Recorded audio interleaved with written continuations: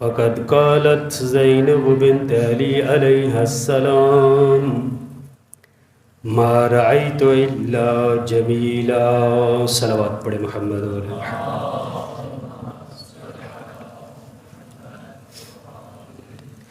اوصیکم ونفسی بتقوی اللہ. سب سے پہلے میں اپنے آپ کو اور پھر آپ حضرات کو تقوی الہی کی صفت اپنانے کی دعوت دیتا ہوں. سامعین محترم، ایام عذاب یقیناً آپ نے ان ایام عذاب کو بڑے شان و شوکت سے منایا ہوگا. عزاداری ابا عبداللہ الحسین علیہ السلام میں بھرپور طریقے سے شرکت کی ہوگی، چاہے مجالس عزا ہوں، جلوس ہوں، نظر و نیاز ہو. پروردگار عالم آپ کی اس عزاداری کو بے احسن وجہ اپنی بارگاہ میں قبول و منظور فرمائے اور سوائے غم شبیر کے کوئی غم نہ دکھائے. عزیزان، اگر ہم واقعہ کربلا کو اس لحاظ سے دیکھیں کہ اس کے دو پہلو ہیں. ایک پہلو شروع ہوا 28 رجب سے اور 10 محرم کو اپنے اختتام کو پہنچا. ایک بہت بڑا صحنہ، ایک بہت بڑا واقعہ تاریخ میں رونما ہوا. دین اسلام کی سربلندی کے لیے، اللہ کی وحدانیت کے لیے ایک بہت بڑی قربانی پیش کی گئی. بہرحال 10 محرم کے عصر عاشور کو اس کربلا کا ایک پہلو اپنے اختتام کو پہنچا. دوسرا پہلو شام غریبہ سے لے کر اور پھر آخر سفر تک. پہلے اس پہلو میں کربلا میں جس ہستی نے اپنے آپ کو اللہ کی بارگاہ میں قربان کیا، اپنے جان نثاروں کے ساتھ، اپنے اصحاب کے ساتھ، یقیناً وہ بھی سخت مرحلہ تھا، لیکن سید الشہداء اور آپ کے اصحاب کی وہ استقامت اور پائیداری نے ثابت کر دیا کہ دین الہی پہ جب مشکل آ جائے، دین الہی کو جب ضرورت پڑ جائے، پھر کسی قسم کی قربانی سے دریغ نہیں کیا جا سکتا. اور سید الشہداء اس معرکے کے لیڈر تھے، سربراہ تھے، جوانوں کے، مردوں کے سربراہ کی حیثیت سے سامنے آئے اور بڑے عظیم الشان قربانی پیش کی کہ جس کے آج تک اثرات باقی ہیں اور رہتی دنیا تک اس کے اثرات پابرجا اور باقی رہیں گے. دوسرا پہلو کہ جو میں کہوں گا اگرچہ پہلا پہلو بھی بڑا سخت تھا، کٹھن تھا، لیکن دوسرا پہلو جو تھا، دوسرا جو حصہ تھا اس واقعے کا، وہ بڑا انتہائی کٹھن اور سخت مصیبت زدہ تھا. اور جس کے سربراہ، جس کو لیڈ کرنے والے تھے امام زین العابدین علیہ السلام. وہ پہلے والا حصہ مردوں کی جنگ تھی، اور مرد معمولاً میدان جنگ میں قربانیاں پیش کرتے ہیں، قربانی دیتے ہیں. لیکن جب دوسرے ہم حصے کی طرف نگاہ کرتے ہیں تو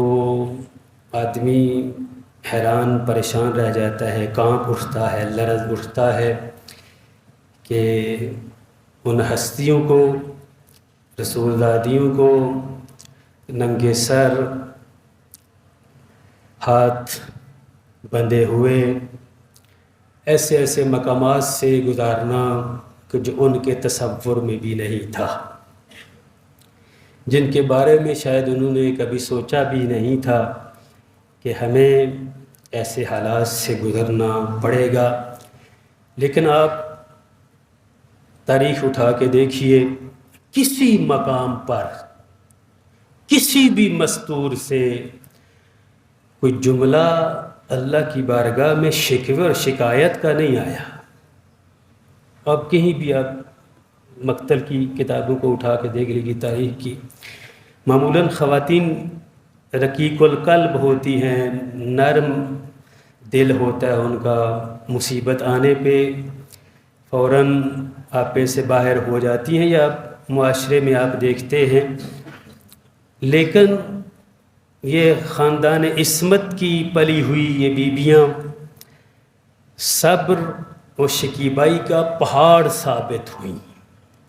کسی لمحے پہ آپ دکھا دیں کہ کسی بیوی کی زبان پہ کوئی شکوہ جاری ہوا ہو، اللہ کی بارگاہ میں شکوہ، ایسا کہیں تاریخ میں نہیں ملتا۔ بڑے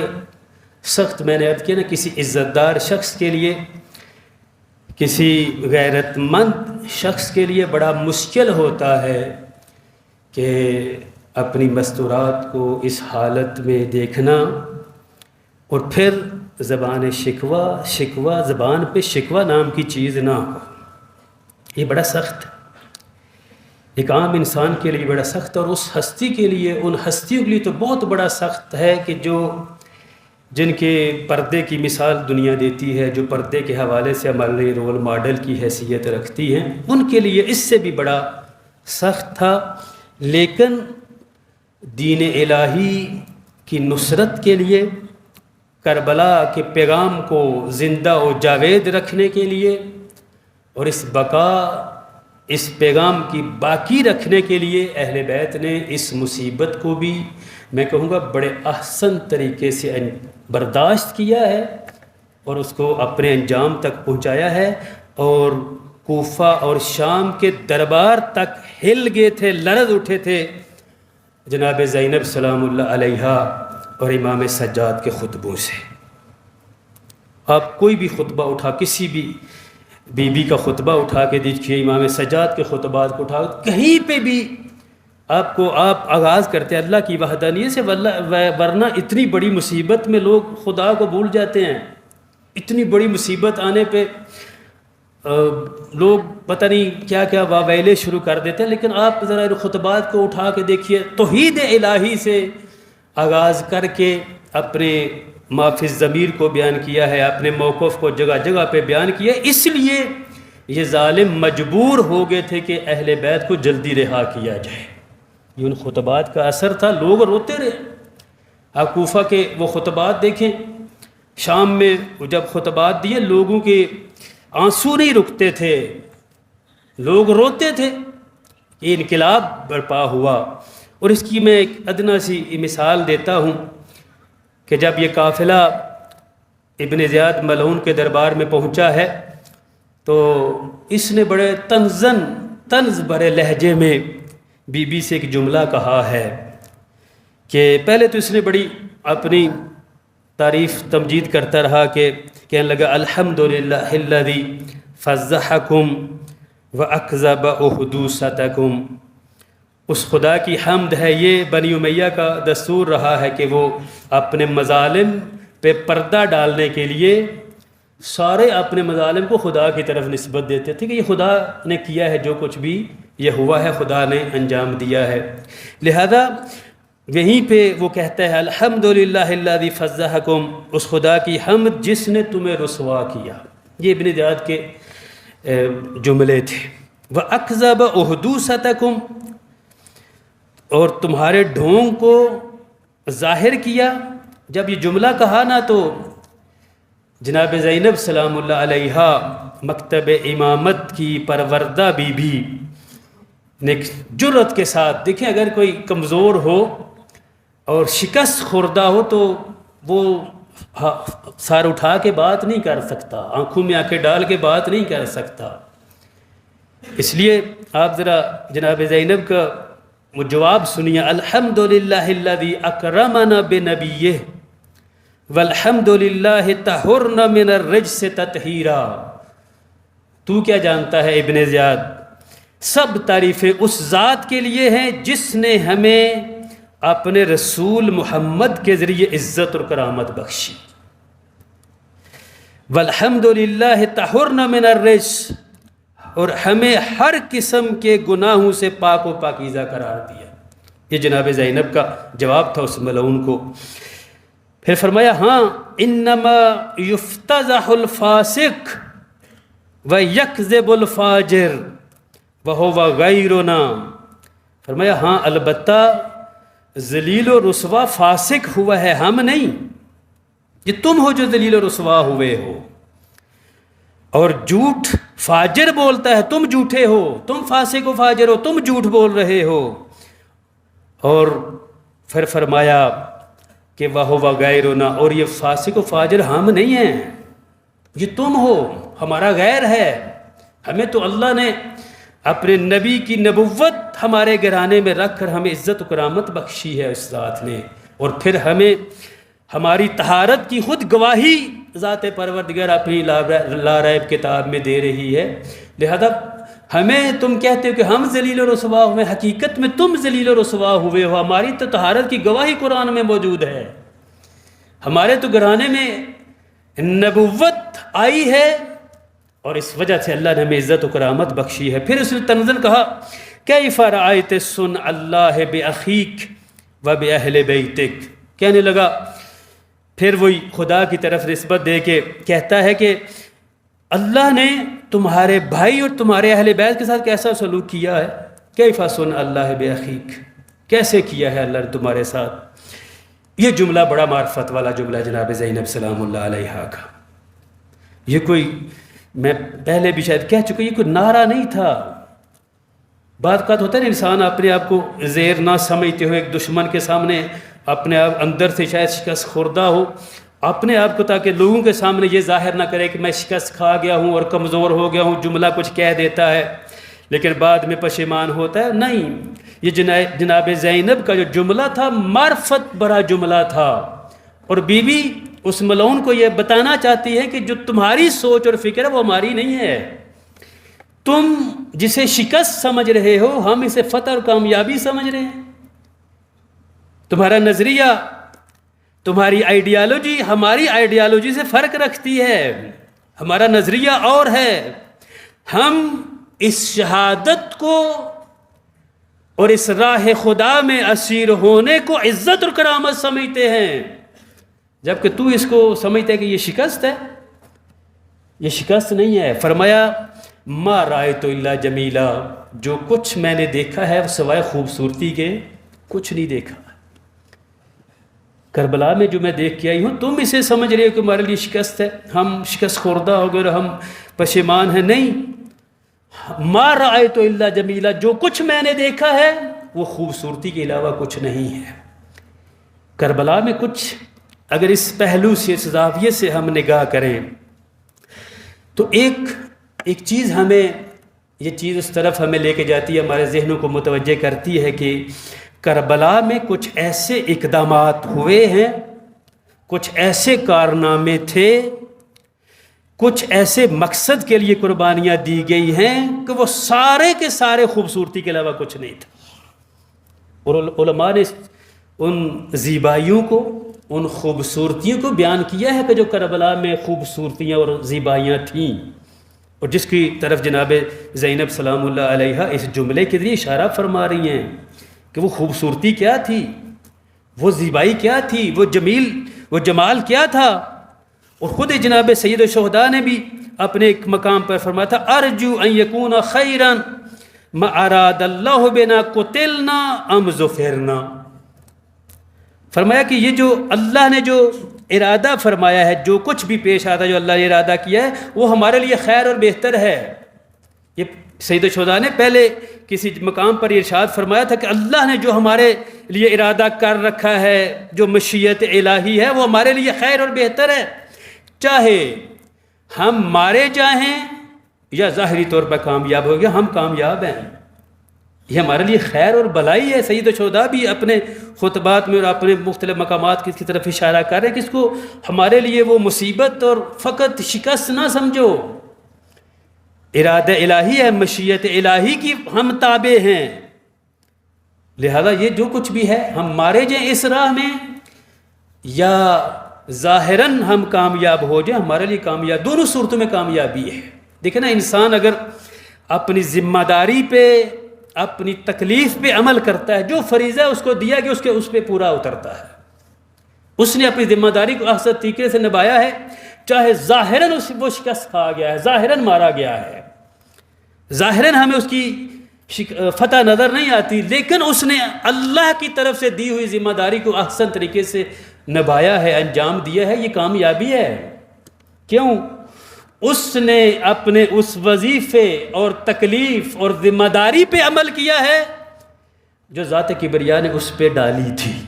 اس سے بڑی کامیابی کیا ہے جی؟ اس سے بڑی کامیابی اور کیا ہو سکتی ہے کہ ساری ذمہ داری جو میری گردن پہ ڈالی جائے اور میں اس سے عہدہ برا ہو جاؤں،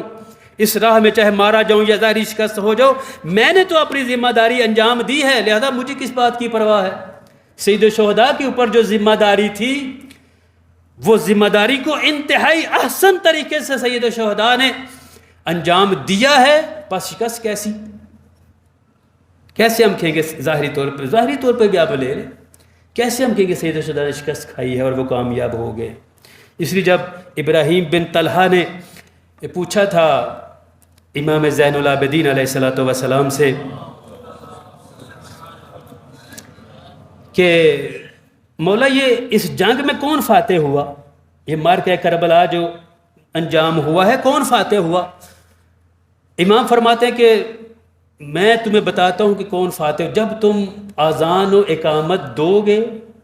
پھر دیکھنا کہ کون فتح مند ہے، کون شکست خوردہ ہے۔ جب تم اذان و اقامت نماز کے لیے کھڑے ہوگے، اذان کے ہوگے، اقامت کو ہوگے، پھر تمہیں پتہ چلے گا اگر محمد صلی اللہ علیہ وآلہ وسلم کا نام باقی ہے، اگر تم اپنی اذان و اقامت میں توحید کا اقرار کر رہے ہو، گواہی دے رہے ہو، سمجھو ہماری فتح ہے، یہ ہماری فتح کا اعلان ہے۔ اسی لیے تو دربار یزید میں بھی جب وہ لمبا چوڑا خطبہ دیا تو یزید نے تنگ آ کر مؤذن سے کہا کہ اذان شروع کرے، اور اس نے اذان دینا شروع کی۔ جب وہ پہنچا اشہد ان محمد رسول اللہ، تو اس وقت امام نے فرمایا مؤذن سے ذرا رک جا، اور جب خاموش ہوا تو کہا یزید یہ بتا، یہ جو مؤذن گواہی دے رہا ہے کہ میں گواہی دیتا ہوں محمد اللہ کے رسول، محمد تیرا نانا ہے یا میرا نانا ہے؟ تو ہمیں کہتا ہے کہ ہم شکست خوردہ ہیں، یہ بتا آج اس اذان میں تو تیرے دربار میں بھی جو اذان ہو رہی ہے میرے نانا کی رسالت کی گواہی دی جا رہی ہے، بس کون شکست خوردہ؟ کس نے شکست کھائی ہے؟ لہذا اس خوبصورتی کے پہلوؤں کو جو کربلا میں موجود تھی، اور جناب زینب سلام اللہ علیہا نے اس کی طرف اشارہ فرمایا ہے ما رأیت الا جمیلہ کے ذریعے، ان خوبصورتیوں میں سے میں چند ایک کی طرف اشارہ کروں گا کیونکہ ٹائم نہیں ہے۔ ایک ہے رضائے پروردگار کے سامنے سر تسلیم خم ہونا، مرضی پروردگار کے ساتھ جیسا اللہ چاہتا ہے ویسا اپنے آپ کو اس کے سامنے سر تسلیم خم کر دینا، یہ رضائے پروردگار، اس میں شکست کہاں ہے؟ اگر تو اللہ کی رضا پہ راضی ہے، بڑا سخت مقام ہے مقام رضا پہ پہنچنا، رضائے پروردگار کہ میرا ہر کام رضائے الہی کی خاطر ہو، ہر قدم، میری ہر بات، میرا ہر قدم اٹھایا ہوا، ہر فکر، ہر سوچ رضائے پروردگار کی خاطر، ہی بڑا عظیم اور مشکل کام ہے سیر و سلوک کے حوالے سے۔ تو جناب زینب سلام اللہ علیہا بھی یہ بتانا چاہتی ہیں کہ کربلا میں جو کچھ بھی ہوا تھا رضائے پروردگار کی خاطر تھا، رضائے پروردگار۔ اسی لیے تو سید الشہداء نے اپنے آخری زندگی کے آخری لمحات میں آپ ذرا وہ جملات دیکھیں سید الشہداء کے، الہی رضن بقضائک و تسلیما لامرک، پروردگارہ میں تیری قضا پہ راضی ہوں، جیسا تیرا فیصلہ ہے میں اس پہ راضی ہوں، و تسلیم لامرک، اور تیرے امر کے سامنے سر تسلیم خم ہوں۔ یہ آخری ٹائم میں معمولاً کہتا ہوں، یہ جملہ آسان ہے کسی مسجد میں بیٹھ کے کہنا، سب کچھ ہوتے ہوئے جملہ کہنا آسان ہے، اولاد صحیح و سالم ہے، مال و دولت بھی ہے، سب دنیا کی نعمات کے ہوتے ہوئے جملہ کہنا آسان ہے، لیکن کربلا کے میدان میں زخموں سے چور ہے، سارے اپنے عزیز شہید کروا چکے ہیں، اور اب پتہ ہے کہ بعد میں سادات کے ساتھ کیا ہونے والا ہے۔ اس حالت میں، سجدے کی حالت میں یہ جملہ کہنا معنی رکھتا ہے۔ اس حالت میں یہ جملہ کہنا الہی رضن بے قضائک و تسلیم لامرک، یہ معنی رکھتا ہے، یہ حقیقت میں بتاتا ہے کہ سید الشہداء توحید الہی کے اس پرچار کے لیے کس قدر مگن تھے اور محو تھے۔ اور خود بھی جناب اپنی بہن کو بھی وصیت کی، ارضی بے قضاء اللہ، بہن زینب اپنے اللہ کی قضاء کے سامنے راضی رہو، جیسا اس نے فیصلہ کیا ہے اس پہ راضی رہو۔ پس اور مختلف مقامات پہ فرمایا رضا اللہ رضانا اہل البیت، اللہ کی رضا میں ہی ہم اہل بیت کی رضا پوشیدہ ہے۔ اور یہ ساری رضا کربلا کے واقعات میں آپ کو نظر آتی ہے، جتنے بھی واقعات ہیں۔ شب عاشور لے لو، سب سے بڑی مشکل رات تھی، یا شام غریباں لے لو، عاشور کا دن کو لے لو، کسی ایک مقام پہ آپ نہیں دکھا سکتے جہاں پہ اہل بیت اور ان کے اصحاب نے رضا الہی کو مد نظر نہ رکھا ہو۔ 6 ماہ کا بچہ اپنے ہاتھوں پہ ذبح کروا کے پروردگار عالم کی بارگاہ میں سید الشہداء عرض کرتے ہیں، پروردگارہ یہ میرے لیے آسان اس لیے کہ تیری راہ میں قربان ہو رہا ہے۔ اور جب 11 محرم کو بہن آئی اپنے بھیا کی لاش پہ، عجیب حالت تھی، مصائب نہیں پڑھنا چاہتا، عجیب حالت تھی کہ جملے انت اخی الحسین جب کہا، اور ایک جملہ کہا تاریخ میں، وہ جملہ آج بھی ثبت ہے، اہل معرفت جانے اس واقعے کی اہمیت کو۔ کیا فرمایا تھا آپ نے اللہ کی بارگاہ میں؟ عرض کیا تھا، اللہم ربنا تقبل منا هذا القربان، میرے اللہ ہماری اس قلیل سی قربانی کو اپنی بارگاہ میں قبول کر لینا۔ یہ کیا تھا؟ یہ اگر اس زاویے سے آپ دیکھتے ہیں رضائے پروردگار کی خاطر تھا، پھر شکست کیسی ہے، پھر خوبصورتی ہے، کیونکہ اللہ کی رضا میں جو بھی آپ قربان کر دیں گے وہ خوبصورتی ہے، یا مشیت الہی کے تحت تھا۔ یہ جو واقعہ سارا سید الشہداء کا میں تفصیل میں نہیں جا سکتا کیونکہ دامن وقت میں گنجائش نہیں ہے، آپ دیکھ لیں جب چلتے ہوئے ہاتف غیبی کی آواز آ رہی ہے، ان اللہ شاء ان یراک قتیلا، خدا تمہیں قتل ہوتے ہوئے دیکھنا۔ مشیت الہی یہ ہے کہ تو راہ خدا میں مارا جائے، اور مشیت الہی یہ ہے ان اللہ شاء یراہن سبایا۔ اور مشیت جب کسی نے کہا کہ پھر بیویوں کو کیوں ساتھ لے کے جا رہے ہیں، یہ تو جنگ کا ہے موقع ہے، اور معمولاً مستورات کو ساتھ نہیں لے کے جاتے، تو ان اللہ شاء ان یراہن سبایا، وہ ذات ان مستورات کو قید و بند میں دیکھنا چاہتی ہے۔ بس مشیت الہی کے تابع تھا پورا واقعہ کربلا، اسی مشیت کی وجہ سے یہ خوبصورتی ہے، یہ وہ جمال ہے جو جناب زینب جس کی طرف اشارہ فرما رہی ہے کہ ما رأیت الا جمیلا، کیوں جو کچھ بھی کربلا میں ہوا وہ مشیت الہی کے تابع تھا۔ اور جب وہ سید الشہداء نے جنگ زوروں پہ پکڑی ہے اور کسی صورت میں بھی سید الشہداء کے حملے رک نہیں رہے تھے، تو ہاتف غیبی کی آواز، یا ایھا الذین آمنوا اوفوا بالعقود، اے صاحبان ایمان اپنے عہد و وفا کی پاسداری کرو۔ سید الشہداء اپنی تلوار کو نیام میں ڈال لیا تھا اس وقت۔ بس مشیت الہی کے تابع رہ کر سارے کام کرنا، سارے اقدامات انجام دینا، یہ خوبصورتی ہے۔ اور ایک اور چیز میں بات اشارہ کرتا ہوں اور آپ کی بات ختم کرتا ہوں، آپ کی زحمت ختم کرتا ہوں۔ تیسری خوبصورتی جسے کہا جا سکتا ہے کربلا کے میدان میں، حق و باطل کے درمیان تمیز ہے، جدائی ہے۔ حالات ایسے بن گئے تھے کہ لوگ حق و باطل میں تمیز کرنا مشکل ہو رہا تھا لوگوں کے لیے۔ یزید کو خلیفہ رسول اللہ کہنے کے لیے تیار تھے، اس سے پہلے اس کے باپ کو بھی خلیفہ رسول اللہ کاتب وحی اور پتہ نہیں کیا کیا، بڑے بڑے یعنی ایسے حق اور باطل گٹ مٹ گیا تھا. اگر سید الشہداء یہ قربانی نہ پیش کرتے حق اور باطل آپس میں تشخیص نہیں ہو پاتی تھی, تمیز نہیں ہو پاتی تھی. سید الشہداء نے ایسا کارنامہ انجام دیا ہے کہ پتہ چل گیا حق کیا ہے باطل کیا ہے. کیا خیال ہے, یہ خوبصورتی نہیں ہے حق اور باطل کے راستوں کا پتہ چل جانا. لوگوں کو پتہ چل گیا حق کدھر ہے باطل کدھر ہے. جو کربلا کے میدان میں عمر سعد یہ نعرہ لگاتے ہوئے, جیسے وہ خوارج نے نعرہ لگایا تھا کہ کیا نعرہ تھا کہ لا حکم الا للہ, اور مولانا نے فرمایا تھا کہ یہ کلمہ تو حق ہے, کلمہ تو حق یراد بہ الباطل, یہ کلمہ حق ہے لیکن ان کی بات مراد ان کی باطل ہے. یہاں پہ بھی اس عمر سعد ملعون نے جب حکم دیا حملے کا تو کہتے یا خیل اللہ ارکبی, اے لشکر خدا حملہ کرو, سوار ہو جاؤ. لوگوں کے ذہنوں میں حسین نعوذ باللہ ایک باغی کے خارجی کے عنوان سے لوگ آئے تھے حسین ابن علی کو مارنے, جانتے تھے سب, لیکن کہتے تھے کہ یہ کیونکہ حکومت وقت کے ساتھ خلیفہ وقت ساتھ انہوں نے بغاوت کی, لہذا خارجی ان کا قتل کرنا واجب ہے. سید الشہداء نے یہ قربانی پیش کر کے بتا دیا کہ حق کیا ہے باطل کیا ہے.